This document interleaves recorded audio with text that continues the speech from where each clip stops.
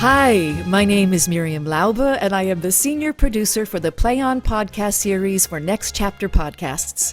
Today, for our spicy bonus content, we thought we would take a peek behind the curtain and work through a scene from King Lear with our voice and text director, the incredible Rebecca Clark Carey, and two of our actors, Gina Daniels and KIM WASCHKE, who played the sisters Goneril and Regan, respectively. I am thrilled to have these spectacular women of the theater with me today. Amy, Gina, and Rebecca, welcome to the Play On Podcast bonus content series for King Lear. Hi, thanks for having us. Listen, before we get started, I just want to tell our listening public a little bit about all three of you. So first, I'm going to do a little intro about Rebecca. Rebecca Clark Carey is the head of voice and text at the Oregon Shakespeare Festival, where she has coached over 50 productions in 15 seasons. She has also worked at the Guthrie Theater, the American Repertory Theater, the Utah Shakespeare Festival, the Royal National Theater, and the Tony Award-winning Broadway production of All the Way. She has taught voice at the Royal Central School of Speech and Drama, the Oxford School of Drama, and the Royal Academy of Dramatic Art. She is the author, with her husband, David Carey, of the Vocal Arts Workbook and Video, the Dramatic Text Workbook and Video, and the Shakespeare Workbook and Video, all published by Methuen. Hi, Rebecca. Rebecca, just tell us where you are right now today. Where are you zooming and talking in from? I am zooming in from my kitchen in Ashland, Oregon. What are you working on right now in Ashland? I'm working on a production of August Wilson's How I Learned What I Learned, and just started today on a production of Mona Mansour's Unseen, world premiere. Fantastic. Go to live theater, friends. It's coming back. So Gina Daniels is with us. Gina was in the Broadway companies of Network and All the Way. She has also performed at the Park Avenue Armory in Judgment Day. Recently, Gina played the Angel in Angels in America, Parts 1 and 2 at the Repertory Theater of St. Louis. She has worked at many regional theaters, including the Arena Stage, Milwaukee Rep, Utah Shakespeare Festival, Syracuse Stage, American Players Theater, Berkeley Repertory Theater, Portland Center Stage, and several others. She has also spent 10 seasons over the course of 25 years as a company member of the Oregon Shakespeare Festival, appearing in over 30 productions, playing such diverse Shakespeare characters as Perdita, Portia, and Puck. Hello, Gina. Hi, Miriam. Oh, I'm so happy to see all of your faces. This is great. Yes. Speaking of going to live theater, it's back. That's where I'm in Cincinnati right now in my company housing. I'm rehearsing Steel Magnolias. So Fantastic. Who are you playing in Steel Magnolias? I'm playing Miss Clary. So it's a delight. I have a few lines that are memorable from that play. So that's all I'll say. No spoilers. Fantastic. Amy Kim Wascke was most recently seen at the Geffen Playhouse in their production of Revenge Song, a Vampire Cowboys creation, for which she was nominated for an LA Stage Alliance Ovation Award. Amy has worked with playwright Kui Gwen and his theater collective Vampire Cowboys for many years. In 2012, she met director and playwright Mary Zimmerman and toured the U.S. and China as the titular character in Zimmerman's epic play, The White Snake. Amy was also a company member at the Oregon Shakespeare Festival, where she played roles including Hermione in The Winter's Tale, Amelia in Othello, and Lady Macbeth in Macbeth. Amy also played, beautifully I might add, the role of Thaisa in Play On Podcast's production of Pericles. Hello, Amy. Hi. Where are you today? I'm in LA. I'm in sunny LA. Don't be jealous. I am a little jealous. Listen, friends, I'm so glad to have you gathered. But before we go to breaking down our scene, I'm going to get in a few questions. And Rebecca, the first is to you. You've worked on 4 podcasts with us: Macbeth, Pericles, Midsummer, and Lear. Do you have any favorite moments working with actors on these podcasts? Is there a scene you particularly remember where an actor had an aha moment? We had a lot of fun with the lovers in A Midsummer Night's Dream, really mining the specific give and take between them and the comedy of that. And I remember having a lot of fun making just beautiful little discovery after beautiful little discovery that built on each other and turned those scenes, those lover scenes, into really, really joyous collaborations. That's a treasured memory. There are moments in all of them. The actors that you at Next Chapter assembled for those projects were such generous and imaginative collaborators that, in every one there were moments where I was discovering things that I'd never seen in the plays before. And it's been a joy to work on them this way. What a testament to all the actors involved. Amy, you've done 2 podcasts with us now. Is there a scene you particularly enjoyed recording? It can be from Pericles or King Lear, and why? Oh, let's see. Well, it's so funny because in Pericles, I mean, it was just such a beautiful production. And I got to play Thaisa and Dionysa, so it was really fun to have kind of 2 very different women, right? Thaisa has such a epic journey. You see her as a young woman falling in love, and then, at the end, she's been swept out to sea and awakens and goes to join a nunnery, essentially a temple, and then reunites with Pericles, and and her daughter. My heart leaps up to find home in my mother. Look who kneels here. Flesh of thy flesh, Thaisa. Delivered on the sea and called Marina, for where she came to be. Blessed and my own. And then Dionysa, who is a bit of the villain in the piece, but with her own good reasons. She wants her own daughter to have the attention that Marina has. So I loved playing both characters. I think that maybe it's so funny. Honestly, my favorite scene, of course, is not one I'm in. Am I allowed to talk about it? Yes, sure, yes. I loved my reunion scene with Keith David and with Jenny Greenberry, of course, but it's the other reunion scene between father and daughter that is just so, it just hit me so hard. I think because I think it's because of my personal background. I am an adoptee. I'm a person who has thought a lot about what the beginning of my story is and my origin. And in that scene, when those 2, he's asking her, who are your people? Where are you from? And then to find out that they have this like beautiful reunion. Who are your people? How did you lose them? What is your name, dear? Tell me, I beg you. Come here. Sit by me. My name is Marina. Oh, I am mocked. Some angry goddess sent you to me here to let the world laugh at Calm me. yourself, sir, or I will say no more. I will try to. But you can't know just how much you startled me by saying that your name is Marina. I was named by one who had some power. My father was a king. I will admit, I think a lot of adoptees imagine having a reunion like that with their birth parents. Not that Marina was an adoptee, but she was separated from her parents from birth.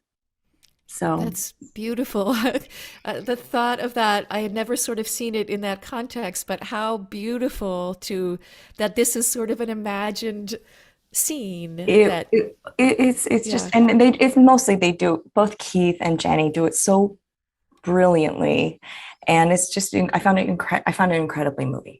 So thank you for that, and a testament to them. Gina, this is your first experience with Next Chapter podcast. What was it like for you? What was most challenging, and what did you most enjoy? I cannot possibly follow up my answer after Amy's gorgeous answer. I can't believe I have to say something after that. This was really interesting for me because when CSC did the play on the summer of all of them, I got to do Lear in person with for people, with TRAMELL actually. And so for me, doing this as a podcast was a really interesting transition to, okay, I'm sort of having some sense memory from actually being on my feet and performing it, and then translating what that felt like to my closet, which was where I didn't go into a studio. My recording is in my apartment.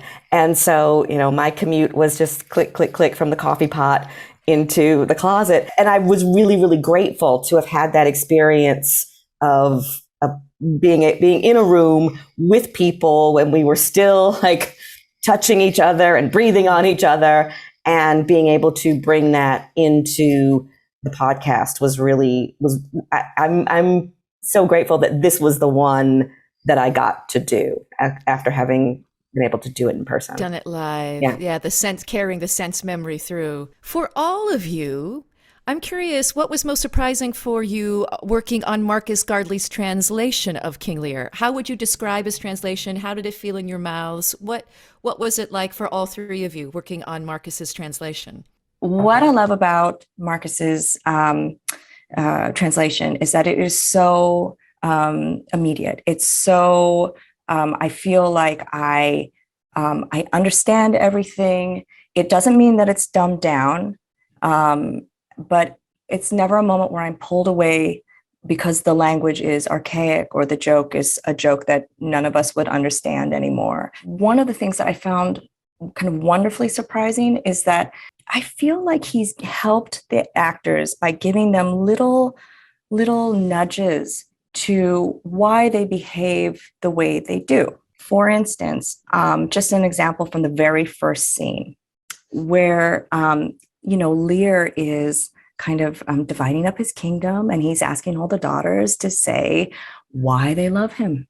And then, of course, that will decide what portion of the kingdom they get. And I think, if you look at the Shakespeare, he does that. But Marcus has added just tiny little things, little comments that Lear makes after each of the daughters speak.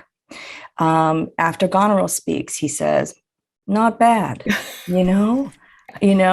And after Regan, my character, speaks, he gives her a little praise. He says something like, she can turn a phrase, right?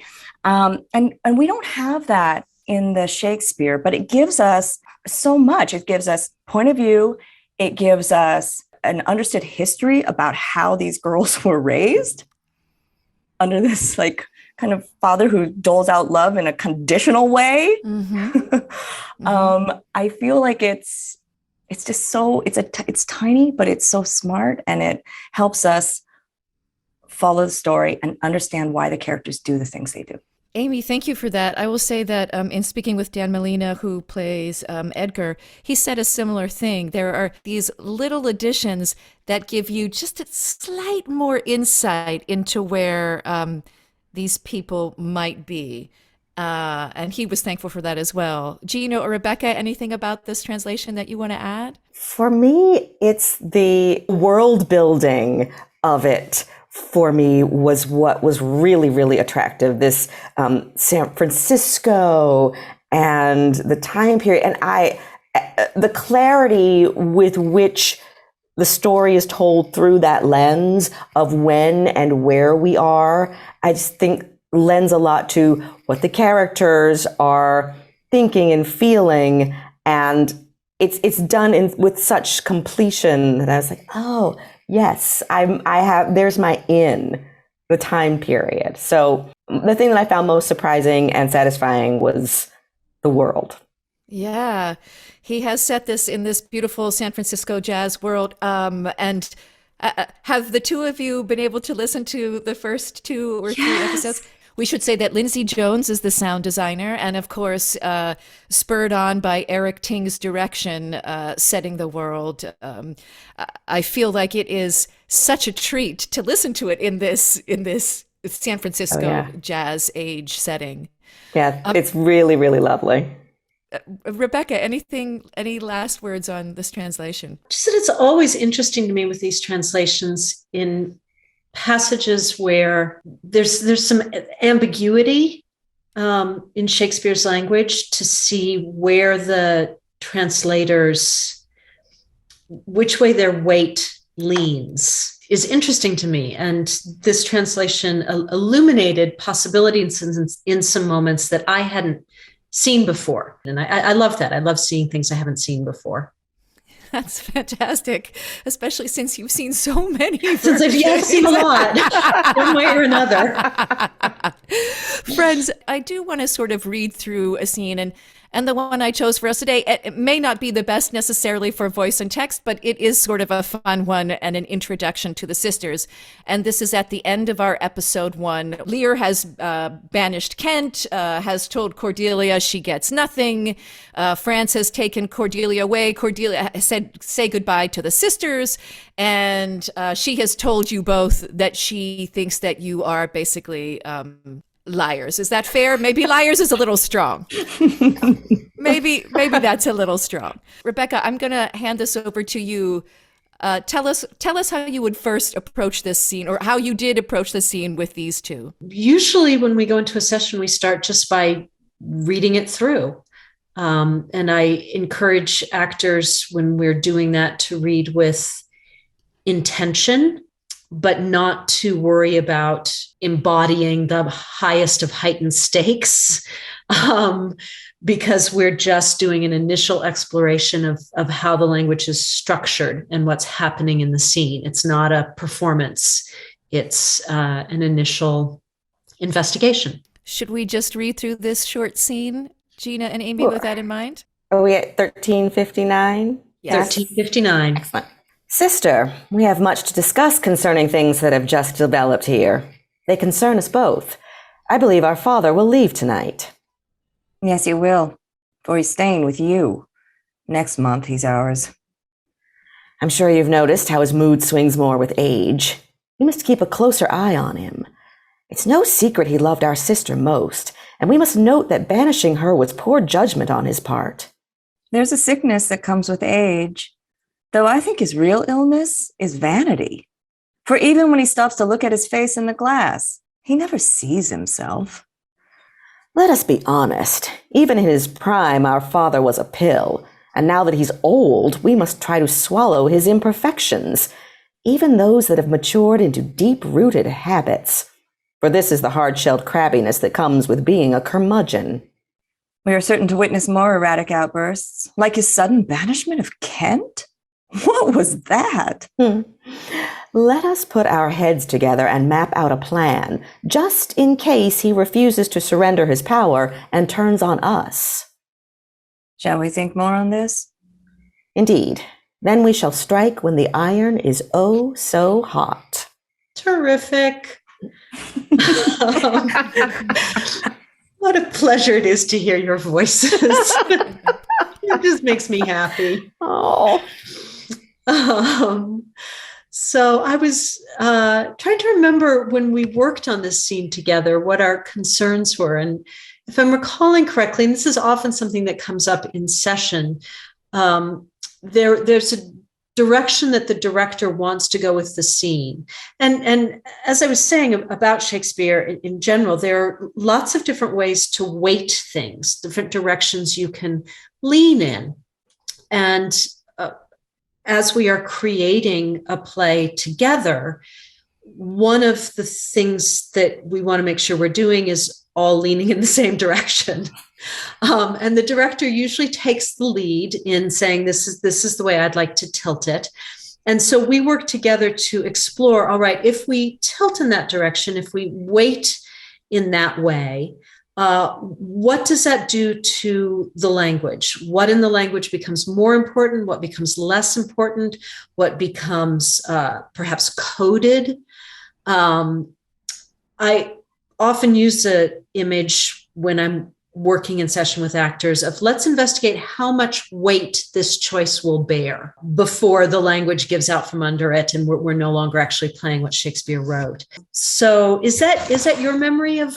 I remember having trouble with the non-visual aspect of this scene, because there's so much going on with these two that could be easily accomplished in person on stage, like a look. There's a whole, like, we didn't talk about it when we were reading it, but they're sharing a cigarette, or sharing cigarettes, smoking cigarettes, and which neither Amy nor I are smokers, so that was a whole other thing. Like, how do you do this? But the way a cigarette gets handed off on stage is volumes about, you know, what's going on with the characters. And so trying to figure out, how do we do that without the benefit of people being able to see that happen? Mm-hmm. And so figuring out how to push the language to that tension that, like Eric was talking about, like the tension that's there between them, and figuring out how to do that with just the language, and where how much pausing is too much pausing, and mm-hmm. are we still getting that story told, but just orally. I mean, if I'm honest, I think it's so tricky. I mean, we were trying to achieve kind of like an uneasy alliance, right? Or just a kind of caginess between the two sisters, which again could be easily done physically, but it's trickier when it's just your voice. The other thing that we talked about was because both Gina and I have kind of these lower registers, and then there was a discussion about, we can't tell which is which. You guys sound too similar. It's like, it's true. Yeah, we do. Again, right? On stage, you're probably not going to confuse us. But just listening. Yeah. It became more, Rebecca, you helped me to pitch up. So, I mean, like, I didn't do it this time, but I think when we read it now, we read it as we would, right? And so, and I pitched down a little bit, so we did a little bit of pulling it out. Yeah, I remember you both did that brilliantly, and integrated it so that it wasn't just a technical necessity, but became part of your characterization, part of how Regan and Goneril exist in the world. Which is the ideal for technical work, that it gets folded into a total artistic process and product. As I was reviewing this today, and I don't think we did this, maybe it would have been fun if I had thought of it at the time, but I was remembering that we were wanting to bring out a sense of tension between the two of you. And a question that we always ask is, why are you still talking? Why does it take them this many lines to get to the point of saying, let's make a plan together? Presumably it's because neither one can assume at the beginning of the scene that the other is an ally. If they could assume that at the beginning of the scene, there would be no scene. It would simply be, what are we going to do? This is what we're going to do. All right, that's what we'll do. Let's go do it. Let's go do it. So one of the things that I found interesting in looking at it and thinking about, well, why is all this language, and what is happening in this language that gets them from where they begin to where they end, which is, yes, we are going to make a plan together. And I became interested, and I would only do this with extremely experienced actors like the two of you. I became interested in the pronouns. Now, pronouns are ordinarily not words that want to be at the center. You usually want your verbs at the center. You want the color of the adjectives to be really vivid. The pronouns are just functional. But in this scene, it is interesting to me how Regan or Goneril uses a lot of we, both. Yes, that's her beginning. They concern us both. She is very much focused on, we're in this together. And Regan is a little slower to come around to that.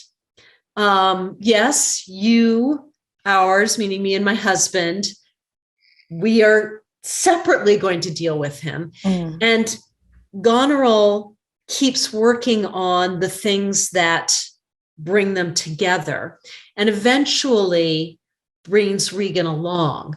So I'd be interested in reading it again and just not pounding the pronouns. And again, I only do this with you because you're very experienced actors and you know how to invest and investigate without overstressing.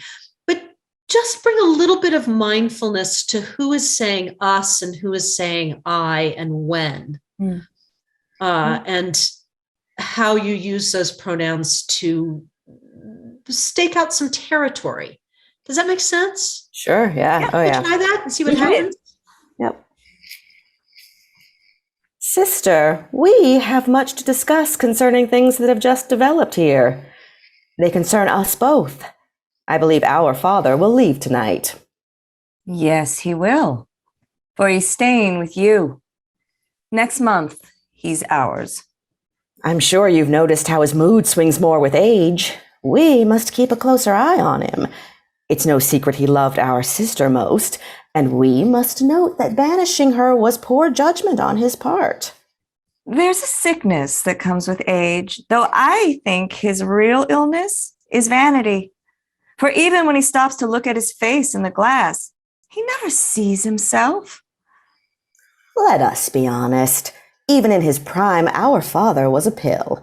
And now that he's old, we must try to swallow his imperfections, even those that have matured into deep-rooted habits. For this is the hard-shelled crabbiness that comes with being a curmudgeon. We are certain to witness more erratic outbursts like his sudden banishment of Kent. What was that? Let us put our heads together and map out a plan, just in case he refuses to surrender his power and turns on us. Shall we think more on this? Indeed. Then we shall strike when the iron is oh so hot. Oh, we will. Oh, yeah. We come, join me. There is a lot of wheeze in that. Yeah. And there's a progression. And a change for Regan, right? Yeah. And it struck me that ordinarily this is the kind of thing that I really have my eye out for in Shakespeare's original text, where he moves from you to thee and thou. Yep. Because you, of course, is used when addressing a group of people or between individuals that have either a formal relationship or when someone who is inferior is addressing someone who is of higher status. And thee and thou is reserved for intimate conversations with people you're connected to and know well. And the play between when characters use you and when they use thee and thou is very, very telling in Shakespeare's original text. And we don't get that in the play-ons. The play-ons generally just use the contemporary you. But it is interesting that the decision to speak in the first person plural as opposed to in the first person singular is also telling and can also be very active. And that was really beautifully explored. It brought a great sense of what's happening here and why are they still talking and what's different from the beginning to the end of the scene. So very nicely done. Rebecca, this is why you are who you are. Like, it's so true. Rebecca, is there anything or Gina and Amy, into how you differentiated these two sisters in this scene, or Rebecca, that you could, that we would uncover working on the scene, how these two are different? Did that come up at all in sort of the discussing of this scene? I believe it did. Did we decide who was older? Goneril's older, yeah. Yeah. And I think we talked about Goneril, the older sister characteristics of the way this scene is constructed, the role she plays in this scene. Right. Oh, right. We did. Yes, we discussed birth order. And I do think that Regan, I mean, we did discuss that. And I think that Regan is, she is a middle child. She's really observant. and she is kind of a diplomat because she knows. I mean, well, Rebecca and I talked about that. Maybe, I don't know if it was during this scene or if it was later in the play. Might have been later, and yes. I remember also discussing how each of the sisters is different with Edmund. Like that was one of those things too, of like what's the relationship that they each have one with him, and it's very different and very particular to each sister. Yeah. Can you describe what that is for each of you? Well, I think you have to wait till episode 6 to hear Spoilers. what happens. There's a Goneril Edmund relationship is a little steamy. Ours is steamy too. So you know. I think TRAMELL had a very good time putting these scenes with the two of you. Maybe what we should do once before we leave this and have some final questions.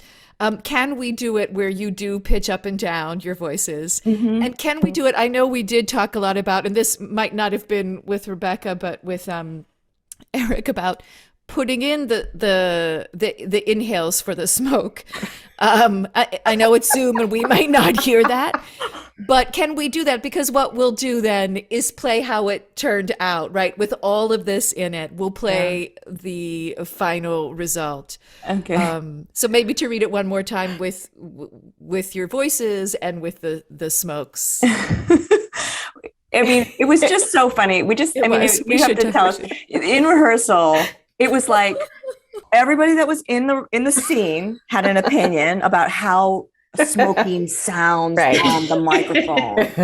You know, you should not use an actual prop. It should have a kind of the air doesn't go through. A whistle, kind of like, you know, like it was just like everybody. And then even at one point, Michael, or the executive producer, piped in. He's like, "No, it's like this." I mean, everyone, and poor Gina and I.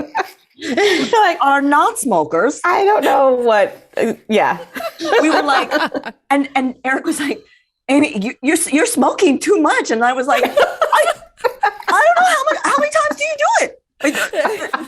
He's like, no, it's more relaxed. Like, okay. It was so stressful, and I'm like, people smoke to relieve stress, and I was like. I'm so stressed. Okay, we'll do our best to put in some subtle smoking. Here we go. Here's my cigarette. That's right. That's right. All right, Zoom. Sister, we have much to discuss concerning things that have just developed here. They concern us both. I believe our father will leave tonight. Yes, he will. For he's staying with you. Next month, he's ours. I'm sure you've noticed how his mood swings more with age. We must keep a closer eye on him. It's no secret he loved our sister most, and we must note that banishing her was poor judgment on his part. There's a real sickness that comes with age. Though I think his real illness is vanity. For even when he stops to look at his face in the glass, he never sees himself. Let us be honest. Even in his prime, our father was a pill. And now that he's old, we must try to swallow his imperfections, even those that have matured into deep-rooted habits. For this is the hard-shell crabbiness that comes with being a curmudgeon.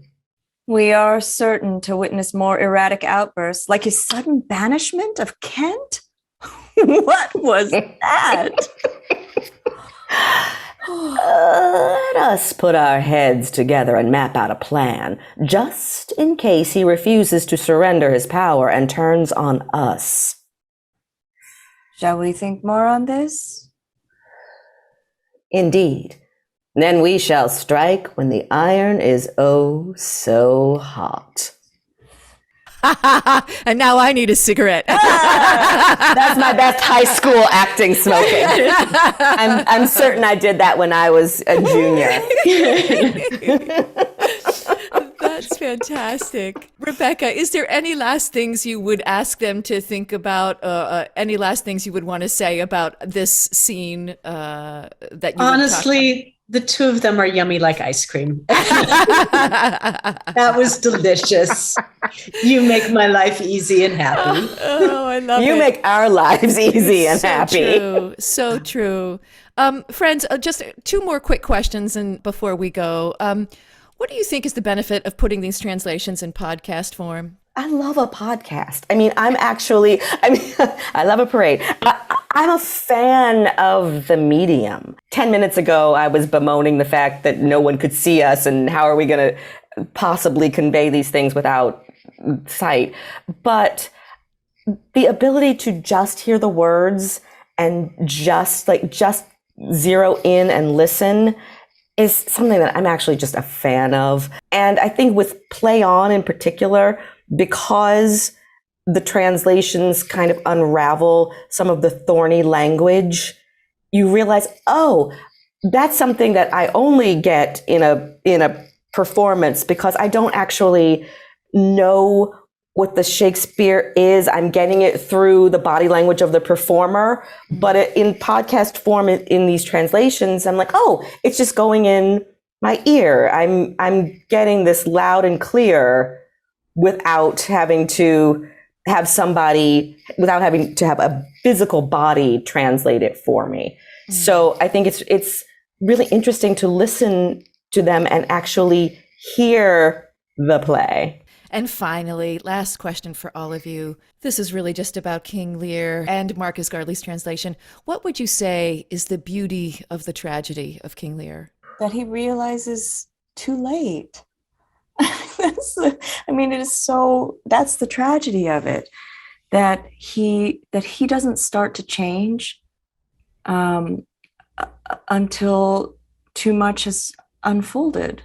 And we see his beginning of change when he goes into the little hut or the little cabin and allows poor Tom to go first. You see the beginning of his compassion, right? Starting to be there. And then, of course, it's at the end when he's lost Cordelia, it's too late. It's terrible tragedy.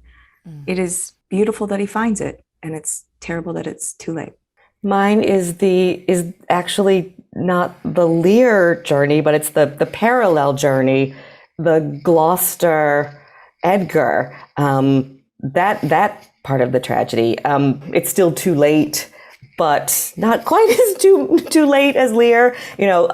Gloucester does get to have that reconciliation after he's blinded, and the classic, now he's blind and now he can see better, that I think is just that for me is the heart and beauty. It's like, oh, he can't see, oh, but now he can. Yes, yeah. He can truly see. Yeah. Those the father-son and the father-daughter reconciliations are, to me, in one way they're too late, but in another way the play tells a story that there's no such thing as too late. And I think that's what moves me most about the play is these are old men and these are deep riffs. And no, it doesn't change the political situation. It doesn't get the kingdom back. It doesn't end the war, but they reconcile. And yeah, there's just something very hopeful and moving about that to me.